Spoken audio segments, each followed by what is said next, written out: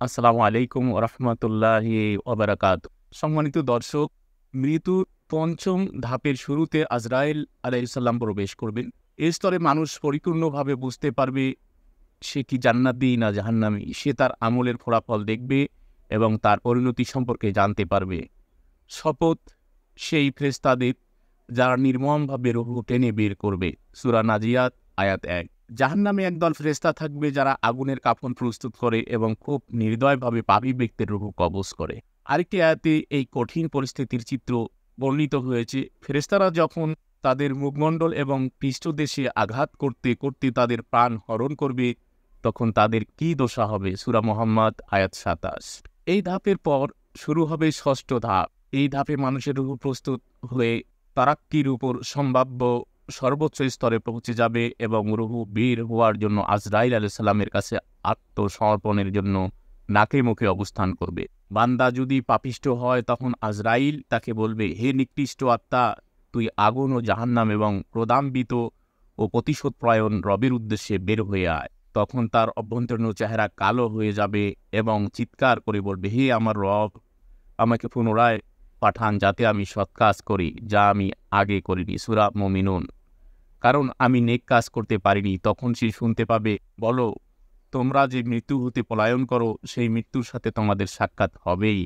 অতঃপর তোমরা উপস্থিত হবে অদৃশ্য ও দৃশ্যের পরিজ্ঞাতা আল্লাহর কাছে এবং তোমাদের জানিয়ে দেওয়া হবে যা তোমরা করতে। সূরা জুমা আয়াত ৮। সাহাবীরা বলেন, আমরা কেন মৃত্যুকে ভয় পাই? রাসূল সাল্লাল্লাহু আলাইহি ওয়াসাল্লাম উত্তর দিলেন, কারণ তোমরা দুনিয়াকে আবাদ করেছ আর আখিরাতকে বরবাদ করেছ। যে মৃত্যুকে বেশি স্মরণ করবে সে আখিরাতের জন্য বেশি প্রস্তুত থাকবে। আল্লাহর রাসূল সাল্লাল্লাহু আলাইহি ওয়াসাল্লাম বলেন, তোমরা দুনিয়ার ভোগবিলাস বিনষ্টকারী জিনিস মৃত্যুকে বেশি বেশি স্মরণ করো। তিরমিজি ২৩০৭। মৃত্যু হচ্ছে মানুষের জন্য পরীক্ষা। আল কোরআনে এসেছে, সৃষ্টি করেছেন মৃত্যু ও জীবন তোমাদেরকে পরীক্ষা করার জন্য। কে তোমাদের মধ্যে কর্মে সর্বোত্তম? আর তিনি প্রজ্ঞাশালী, বড় ক্ষমাশীল। সূরা মুলক আয়াত ২। আত্মা এমন অদৃশ্যমান বস্তু যে দেহের সাথে তার সম্পর্ক বহাল থাকে তাকে জীবিত বলা হয়, আর যে দেহ থেকে তার সম্পর্ক ছিন্ন হয়ে যায় তাকে মৃত্যুর শিকার হতে হয়। জীবনের পর রয়েছে মৃত্যু। আল্লাহ তাআলা ক্ষণস্থায়ী এই জীবনের ব্যবস্থার এই জন্য করেছেন যাতে তিনি পরীক্ষা করতে পারেন এই জীবনের সদ্ব্যবহার কে করে, এই জীবনকে ঈমান ও আনুগত্যের কাজে ব্যবহার করবে, আর তার জন্য রয়েছে উত্তম প্রতিদান, এবং যে এর অন্যথা করবে তার জন্য রয়েছে কঠিন যন্ত্রণাদায়ক শাস্তি। ঈমানের স্বার্থে মৃত্যুবরণ করা মুসলমানদের কর্তব্য, কারণ আল্লাহ তাআলা নির্দেশ দিয়েছেন, হে বিশ্বাসীগণ, তোমরা আল্লাহকে যথার্থভাবে ভয় করো এবং তোমরা আত্মসমর্পণকারী মুসলিম না হয়ে মৃত্যুবরণ করো না। সূরা ইমরান আয়াত ১০২। ইসলামের যাবতীয় বিধান মেনে চলা, তার ওয়াজিব কাজগুলো সম্পূর্ণভাবে পালন করা এবং যত নিষিদ্ধ বস্তু আছে তার ধারে কাছে না যাওয়া।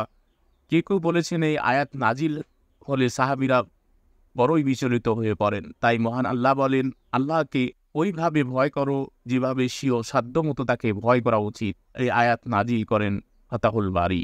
মৃত্যুকে অধিক স্মরণকারী সবচেয়ে বেশি বুদ্ধিমান।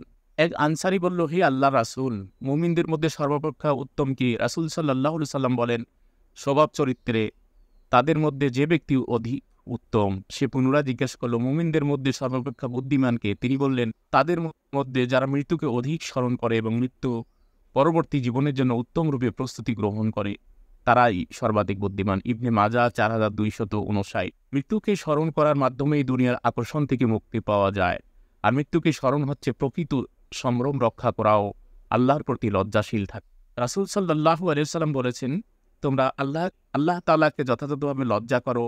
আল্লাহ তাআলাকে যথাযথভাবে লজ্জা করার অর্থ এই যে তুমি তোমার মাথা এবং এর মধ্যে যা কিছু রয়েছে তা সংরক্ষণ করবে, এবং পেট ও এর মধ্যে যা কিছু রয়েছে তা হিফাজত করবে। মৃত্যুকে এবং এরপর পচে গেলে যাওয়ার কথা তা হিফাজত করবে। মৃত্যুকে এবং এরপর পচে গলে যাওয়ার।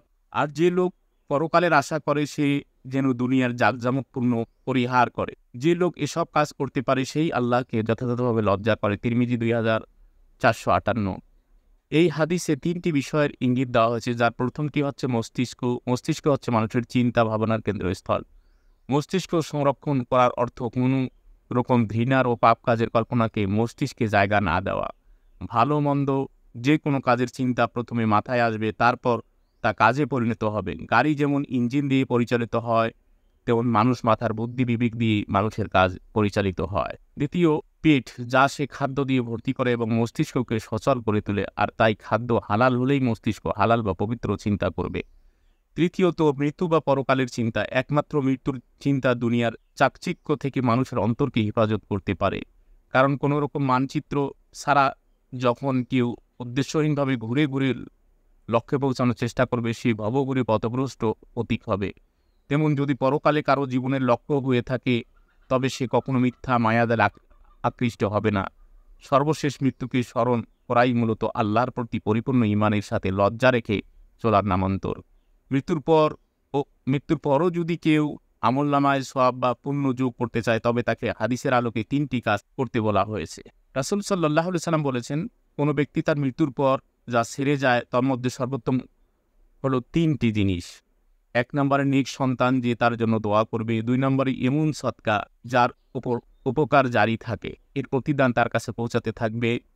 3 নাম্বার এমন এলম যা সে প্রচার করেছে, তার মৃত্যুর পর সে অনুযায়ী আমল করবে। তারগিব ওয়াত তাহরিব 113। ইমানি মৃত্যুর সর্বোত্তম আমল বা নমুনা হচ্ছে মুখে কালেমা পাঠ করা। তাই যে কেউ ইমানের সাথে মৃত্যু চাইবে, সে সর্বদা কালেমা পড়তে থাকবে, তাহলে তার মৃত্যুর মুহূর্তে সে ইমানের সাথে কালেমা পাঠ করতে সক্ষম হবে। রাসূল সাল্লাল্লাহু আলাইহি সাল্লাম বলেছেন, তোমরা তোমাদের মৃত্যু পথযাত্রীকে লা ইলাহা ইল্লাল্লাহ তালকিন করাও, কেননা যে ব্যক্তির মৃত্যুর সময় শেষ কথা হবে লা ইলাহা ইল্লাল্লাহ, সে জান্নাতে প্রবেশ করবে। মৃত্যু যন্ত্রণা সবাইকেই ভোগ করতে হবে যদি তার প্রাণ থাকে। জীবনের সবচেয়ে কঠিন মুহূর্ত মৃত্যু, আর তাই রাসূল সাল্লাল্লাহু আলাইহি সাল্লাম নিজেই এর থেকে মুক্ত থাকতে পারেননি। রাসূল সাল্লাল্লাহু আলাইহি সাল্লাম যখন মৃত্যুর কষ্ট ভোগ করেছিলেন, তখন ফাতিমা রাদিয়াল্লাহু আনহা বলেন, হায়, আমার আব্বার কতই না কষ্ট হচ্ছে। রাসূল সাল্লাল্লাহু আলাইহি সাল্লাম বলেন, আজকের পর তোমার পিতার আর কোনো কষ্ট থাকবে না। তোমার পিতার কাছে মৃত্যু নামক এমন এক বিষয় উপস্থিত হয়েছে যা থেকে কিয়ামত পর্যন্ত কেউ রেহাই পাবে না। সামায়েলে তিরমিজি 305। সুপ্রিয় দর্শক, আমরা এমন আমল করে পৃথিবী থেকে বিদায় হব যে আমলে আমাদের রব সন্তুষ্ট থাকে এবং মৃত্যুর সময় কালেমা নসিব হয়। আমাদের সবাইকে আল্লাহ তাআলা মৃত্যুর সময় কালেমা নসিব হওয়ার তৌফিক দান করুক। আমিন। আসসালামু আলাইকুম ওয়া রাহমাতুল্লাহি ওয়া বারাকাতুহু।